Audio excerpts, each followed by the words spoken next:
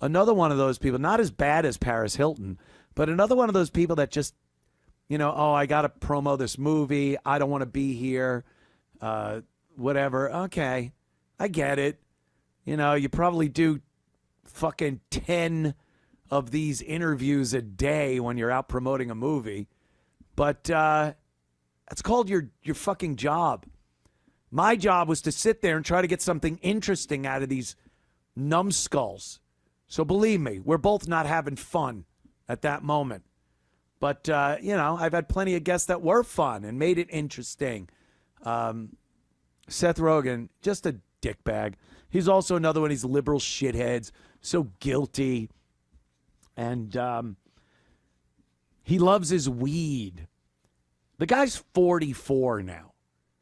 There is a point where you really got to look at how dedicated to weed you are when you're, I think your 40s. I think when you hit 40, not even your 40s, when you hit 40, you should be gearing up to walk away from the whole weed thing in your late 30s. And I don't mean smoking it. If you like smoking weed, who am I to say? I like wine. But to make it such an integral part of your life, part of who you are, cool and funny in your 20s,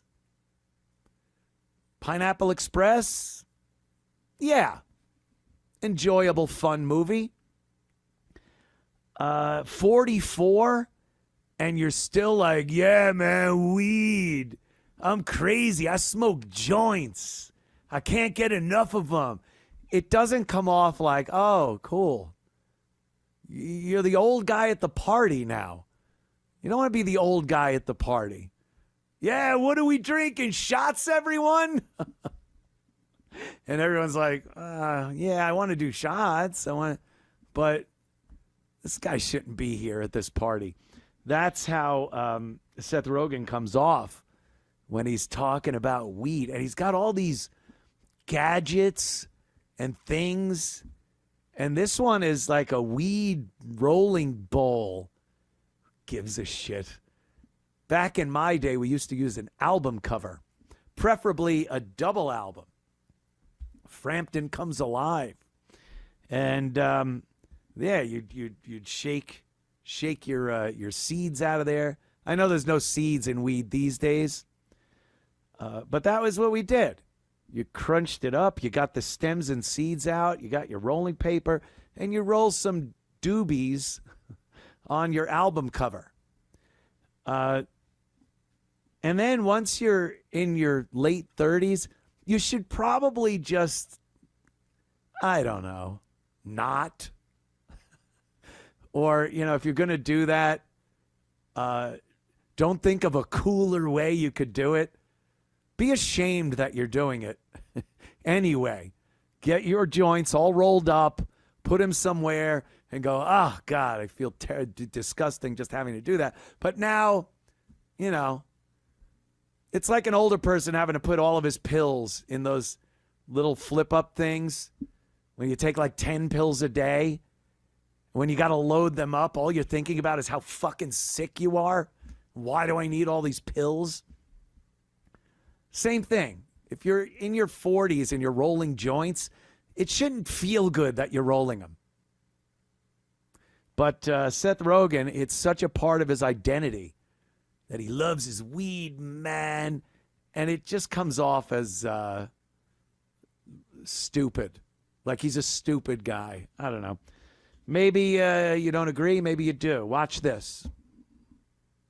Hi, it's Seth. And if you're like me, you roll a lot of joints. So many joints that you decided you had to invent your own rolling tray to accommodate your joint rolling needs.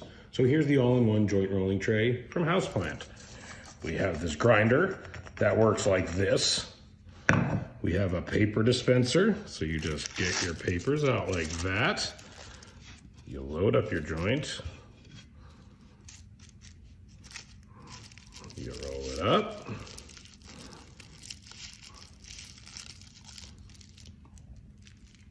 Yeah, man, that's cool. And then You get your filters from your little filter holder here. Pussy. You twist that up. You put that in your joint. Whoa, he's going to smoke You can it. give you an ashtray.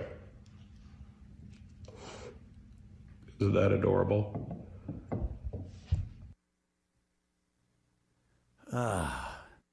So fucking weak. And it looks like vomit. It just looks like a big thing of vomit. It doesn't look good. It's not aesthetically pleasing. But he's just like, yeah, look at it. It's just a big thing of vomit. Yeah, you got your grinder. You got your papers. Guy's 44. He's 44 years old. He's like, yeah, I roll a lot of joints because I roll a lot of joints. Isn't that a problem? Like, if you're just drinking all day, that's a problem. That's a problem. And I know smoking weed and drinking is different in many ways, but it's similar in many ways too. And the fact that it gives you some type of psychological euphoria at times. Some people feel paranoid, but it makes you feel better than you would if you weren't smoking it. Alcohol does that to people. If you feel you have to smoke weed all day long, you never want to feel life without a buzz from weed. That isn't much different than I don't want to experience life without an alcohol buzz. But for people that smoke, it's like, oh, it's cool, it's great, I smoke a lot of weed. That'd be somebody just going, oh man, isn't it awesome? I made a little tray. I got my shot glasses here, and I got a place for a beer and a place for a little liquor bottle. And look, I could pour shots out. I could drink my beer and do shots because I do a lot of shots. You'd look at him and go, get this guy help. It's like Melendez, like Stuttering John on his show. That's kind of the same thing. But because it's weed, it's cool. It's you know, weed, like everybody I have known over the course of my entire life, unless they just occasionally smoke at a party, someone like, hey, you want to hit off of this? And you're like, you know, yeah, why not? I haven't smoked in a while. And you're like, oh, right, I remember this buzz. If you smoke more than that, if you do the proverbial wake and bake, and then you're just smoking all day, that's a problem.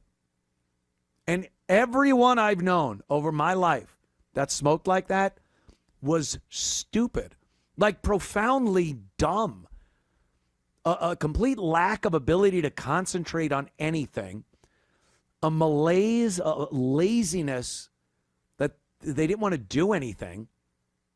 And I went through a period like this in high school. And I think that's what cost me my high school diploma was weed. I started very late smoking pot. But when I got into high school, I was smoking pretty good. And I didn't want to sit in a class. I didn't want to listen to a teacher. I wanted to stay home and lay down on the couch and watch Gilligan's Island. That's what weed, like, that's how it affected me. Now, I know everyone isn't the same. Of course. It affects different people. I'm sure everyone has the story of the smartest, most motivated person they know, and he smokes weed all day. I get it. That's called an anomaly. That is not the rule of thumb. That is the outlier, the anomaly. The edge of the curve. And for the most part, and everyone knows this, you all know these people. You grew up around people that smoked a lot of fucking weed. And they were not the most motivated people.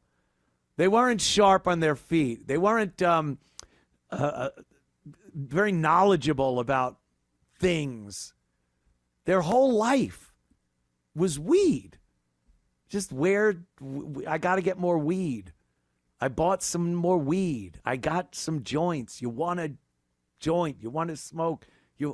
It's like their whole life. And that seems to be what Seth Rogen's about. Weed, weed, weed.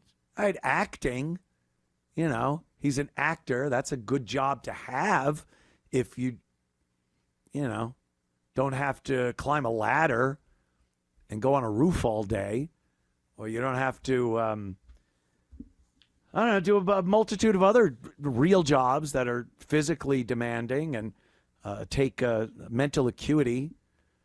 I think in every movie he plays Seth Rogen, the stoner guy. It's not like he's doing Hamlet and he smokes some weed and then he's like, he could do an amazing Hamlet. I just think he's stupid. I think he's a dummy. Thank you. My old man take on the devil's lettuce. The evil weed. I know people that smoke. I don't care. It's not like I look down on people that smoke weed. It's just you're 44 and you're so excited about weed all the time. That's dumb.